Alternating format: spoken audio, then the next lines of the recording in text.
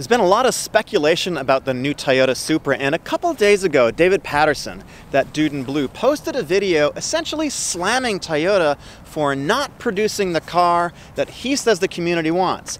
Let's talk about that, and let's talk about why I think that's probably not realistic. I'm Eric, and this is RevMatchTV. I'm traveling this week, and my light and sound are terrible inside, but I do the news every Monday, and I've also got a bunch of how-to videos, so if you want to subscribe, just hit the button right over there. David's complaints echo what a lot of my friends are saying too, and that is, it shouldn't have a BMW engine. They shouldn't be partnering with BMW. It's got to be a 6-cylinder, straight-six 3J engine. It's got to have high horsepower, and it's got to be inexpensive. It needs to appeal to the current Mark IV Supra owners.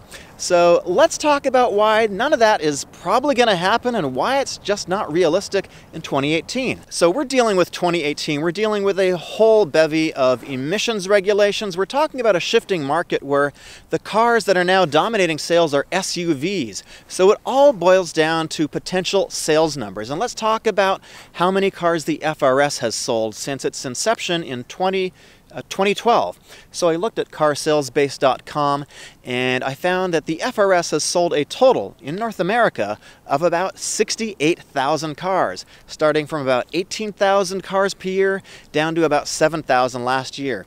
Actually, that's not a lot of cars. So let's think about the Supra. Now remember, in 1998, Toyota ended the production of the Supra due to weak sales. So that's something to keep in mind. How many cars do you think that Toyota is going to sell with the Supra coming up? Is it going to be half of the sales of the FRS? I don't know. That's not a big number. Corvette, for example, which is probably the closest competitor to the Supra, they sold in 2017 about 25,000 cars, and the year before that about 30,000 cars. That's a lot bigger number, so it's easier for Chevrolet to justify putting a lot of technology and a lot of money behind a car that they know is going to sell. For Toyota, not such a sure thing. If they do half the FRS sales, is it even worth it? So that's why they had to partner with BMW. They partnered with Subaru for the FRS, obviously to save costs.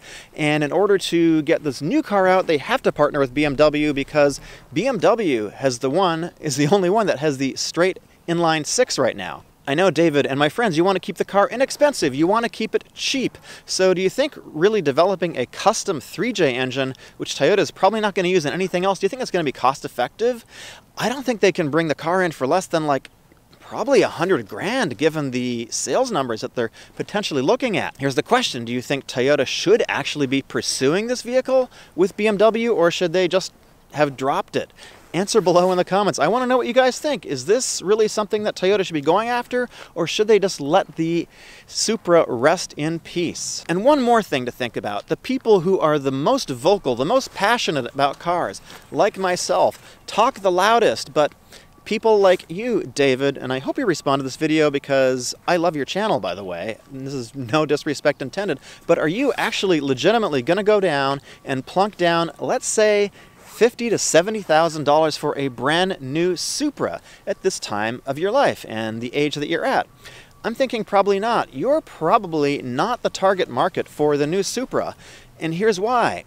It's been 20 years. Toyota has to develop a new target market. Who's the target market for the Supra? Is it the current fans of the Mark IV? Well, the current fans of the Mark IV, it's probably on the 4th or 5th owner at this point, and they've actually become quite expensive cars. I looked up on eBay. The cheapest one I saw was about $35,000. Going up to over $100,000 for these cars. The average or the median is probably about $60,000 or $70,000. That's a lot of money. So who is the target for the new Supra? Well, it's probably not the current owners of the Mark IV. It's got to be a new set of owners because the car's been off the market for 20 years. So is it people that are going to buy Corvettes? Maybe, price-wise. Is it people that are going to buy Mustangs? I don't know. How about Camaros? I don't know. Who are these people? Are they BMW owners?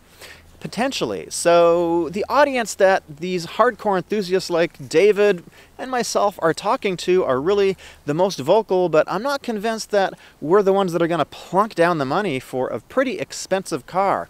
I might, potentially. It could be my next car. Leave a comment below. I've got the news every Monday, and I'm also working on a oil cooler installation kit on my 240, so that's coming up in the next couple of days. And if you want to subscribe, just hit the button right over there, and I'll see you guys in the next video.